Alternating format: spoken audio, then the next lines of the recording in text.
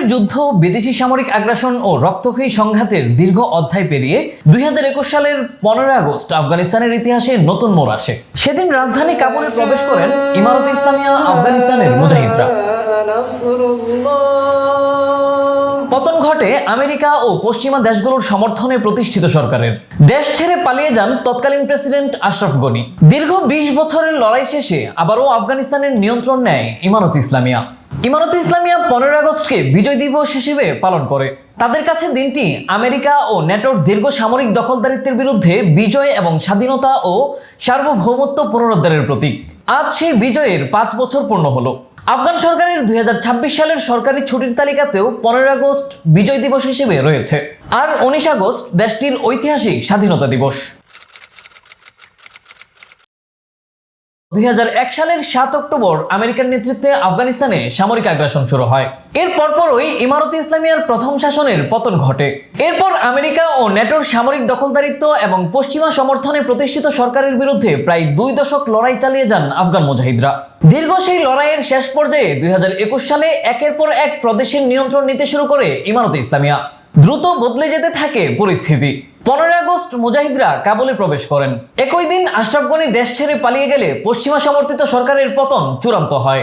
তবে তখনও বিদেশি সেনাদের প্রত্যাহার পুরোপুরি শেষ হয়নি। কাবুল বিমানবন্দরকে কেন্দ্র করে আরো 2 সপ্তাহ মার্কিন সামরিক তৎপরতা চলে। 30 আগস্ট রাতে সর্বশেষ মার্কিন সামরিক বিমান কাবুল ছেড়ে যায়।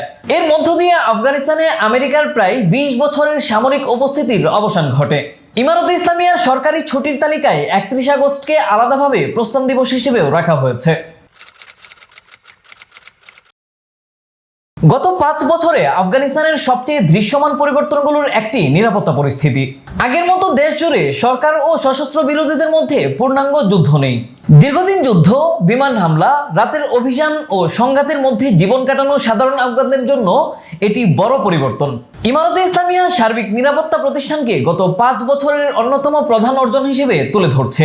পাশাপাশি ইসলামী শরিয়াহ বাস্তবায়ন, প্রশাসনিক স্থিতিশীলতা, জাতীয় ঐক্য, অর্থনৈতিক স্বনির্ভরতা এবং স্বাধীন পররাষ্ট্রনীতিকেও নিজেদের গুরুত্বপূর্ণ অর্জন হিসেবে উল্লেখ করছেন দেশটির কর্মকর্তারা। এবারের বিজয় দিবসের সরকারি আয়োজনেও নিরাপত্তা, শরিয়াহ ভিত্তিক শাসন ও স্বাধীনতাকে সামনে আনা হয়েছে। যুদ্ধ বন্ধ হওয়ায় দেশের ভেতরে চলাচল সহজ হয়েছে। দীর্ঘদিন সংঘাতের কারণে থমকে থাকা পুনর্গঠন ও বড় উন্নয়ন প্রকল্পেও নতুন করে কাজ শুরু হয়েছে। আঞ্চলিক বাণিজ্য ও যোগাযোগের ক্ষেত্রেও আফগানিস্তানের অবস্থান কাজে লাগানোর চেষ্টা করছে কাবুল। 2021 সালে ক্ষমতার পরিবর্তনের পর বড় ধরনের চাপের মুখে পড়ে আফগানিস্তানের অর্থনীতি। বৈদেশিক সহায়তা ব্যাপকভাবে কমে যায়। বিদেশে থাকা আফগান রাষ্ট্রের বিপুল সম্পদ আটকে দেওয়া হয়। আন্তর্জাতিক ব্যাংকিং ও আর্থিক লেনদেনেও তৈরি হয় নানা প্রতিবন্ধকতা। এই পরিস্থিতির মধ্যেই নিজস্ব রাজস্ব বাড়ানো, অভ্যন্তরীণ উৎপাদন শক্তিশালী করা এবং বিদেশি সহায়তার উপর নির্ভরতা কমানোর চেষ্টা শুরু করে ইমারতে ইসলামিয়া। বিশ্বব্যাংকের সর্বশেষ হিসাব অনুযায়ী 2025 অর্থ বছরে আফগানিস্তানের অর্থনীতি 4.8% প্রবৃদ্ধি অর্জন করেছে।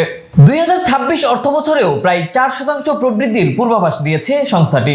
তবে দ্রুত জনসংখ্যা বৃদ্ধি, বিনিয়োগের ঘাটতি ও বৈদেশিক সহায়তা কমে যাওয়াকে বড় চ্যালেঞ্জ হিসেবে দেখছে বিশ্বব্যাংক। গত অর্থ বছরে ইরান ও পাকিস্তান থেকে প্রায় 37 লাখ আফগান দেশে ফিরে এসেছেন। এত বিপুল সংখ্যক মানুষের প্রত্যাবর্তনে জনসংখ্যা দ্রুত বেড়েছে।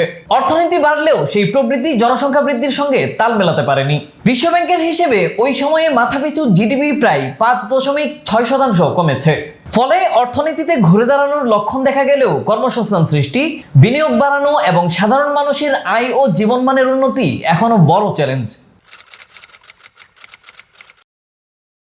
ইমারতে ইসলামিয়ার গত 5 বছরের সবচেয়ে আলোচিত পদক্ষেপগুলোর একটি মাদক বিরোধী অভিযান।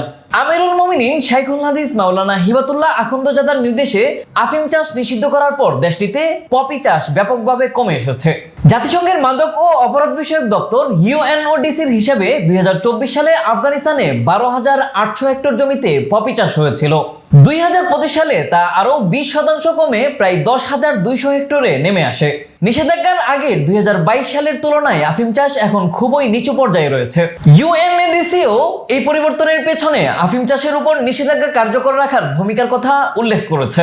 একসময় বিশ্বের আফিম উৎপাদনের প্রধান কেন্দ্র হিসেবে পরিচিত আফগানিস্তানে এমন পরিবর্তন আন্তর্জাতিক পর্যায়েও গুরুত্ব পেয়েছে। ইমারতে ইসলামিয়া মাদক ও পাচার নির্মূলকে নিজেদের অন্যতম বড় সাফল্য হিসেবে তুলে ধরছে। দীর্ঘ যুদ্ধের পর দেশ পুনর্গঠনে বেশ কয়েকটি বড় প্রকল্পে কাজ করছে ইমারতে ইসলামিয়া। এর মধ্যে উত্তর আফগানিস্তানের কোস্তেপা খাল অন্যতম। বিশাল এই সেচ প্রকল্পের মাধ্যমে অনাবাদি জমিকে কৃষির আওতায় আনা এবং খাদ্যে স্বনির্ভরতা বাড়ানোর পরিকল্পনা রয়েছে। প্রকল্পটির প্রথম ধাপ শেষ করে দ্বিতীয় ধাপের কাজও অনেক দূর এগিয়েছে বলে জানিয়েছে ইমারতে ইসলামিয়া। আফগানিস্তানের মধ্য দিয়ে মধ্য এশিয়া থেকে দক্ষিণ এশিয়ায় বিদ্যুৎ নেওয়ার কাঁচা 1000 প্রকল্পের কাজও আবার শুরু হয়েছে। বিশ্বব্যাংক জানিয়েছে 2021 সালে বন্ধ হয়ে যাওয়া আফগান অংশের কাজ 2024 সালের ডিসেম্বরে পুনরায় শুরু হয়। 2025 সালের ডিসেম্বর পর্যন্ত শত শত বিদ্যুৎ টাওয়ারের কাজ এগিয়েছে এবং পুরো প্রকল্প 2027 সালের শেষ নাগাদ সম্পন্ন করার লক্ষ্য রয়েছে। তুর্কমেনিস্তান থেকে আফগানিস্তান হয়ে পাকিস্তান ও ভারতে গ্যাস সরবরাহের টাপি প্রকল্পের কাজও আফগান ভূখণ্ডে এগোচ্ছে। আফগান সরকারের অর্থনৈতিক দপ্তর বলছে প্রকল্পটি ভবিষ্যতে ট্রানজিট আয়, কর্মসংস্থান ও শিল্পায়নের ক্ষেত্রে গুরুত্বপূর্ণ ভূমিকা রাখতে পারে। ইমারতে ইসলামিয়া খনি, কৃষি, বিদ্যুৎ, সড়ক, রেল ও আঞ্চলিক যোগাযোগের প্রকল্পগুলোকে অর্থনৈতিক স্বনির্ভরতার গুরুত্বপূর্ণ অংশ হিসেবে দেখছে। 2021 সালের আগস্টে ইমারতে ইসলামিয়া আবার ক্ষমতায় আসার পর আন্তর্জাতিক স্বীকৃতি ছিল তাদের সামনে অন্যতম বড় কূটনৈতিক চ্যালেঞ্জ। আনুষ্ঠানিক স্বীকৃতি না দিলেও বিভিন্ন দেশ ধীরে ধীরে কাবুলের সঙ্গে রাজনৈতিক, কূটনৈতিক ও অর্থনৈতিক যোগাযোগ বাড়াতে থাকে। এক্ষেত্রে বড় পরিবর্তন আসে 2025 সালের জুলাইয়ে। রাশিয়া আনুষ্ঠানিকভাবে ইমারতে ইসলামিয়া আফগানিস্তানকে স্বীকৃতি দেয়। রুশ সরকারের সিদ্ধান্ত আনুষ্ঠানিকভাবে আফগান পররাষ্ট্রমন্ত্রী মাওলানা আমির খান মুত্তাকিকে জানানো হয়। একে দুই দেশের সম্পর্কের ক্ষেত্রে ঐতিহাসিক পদক্ষেপ হিসেবে স্বাগত জানায় কাবুল। এর পাশাপাশি চীন, মধ্য এশিয়ার দেশগুলো, ইরান, তুরস্ক, ভারত সহ বিভিন্ন দেশের সঙ্গে রাজনৈতিক ও অর্থনৈতিক যোগাযোগ বাড়িয়েছে ইমারতে ইসলামিয়া। আফগান কর্মকর্তারা বলে আসছেন, পারস্পরিক সম্মান, একে অন্যের অভ্যন্তরীণ বিষয়ে হস্তক্ষেপ না করা এবং অভিন্ন স্বার্থের ভিত্তিতে বিশ্বের সব দেশের সঙ্গে সম্পর্ক গড়ে তুলতে চায় কাবুল। 5 বছরে বড় ধরনের যুদ্ধের অবসান এবং নিরাপত্তা পরিস্থিতির পরিবর্তন ঘটলেও আফগানিস্তানের সামনে এখনো বেশ কিছু কঠিন চ্যালেঞ্জ রয়েছে।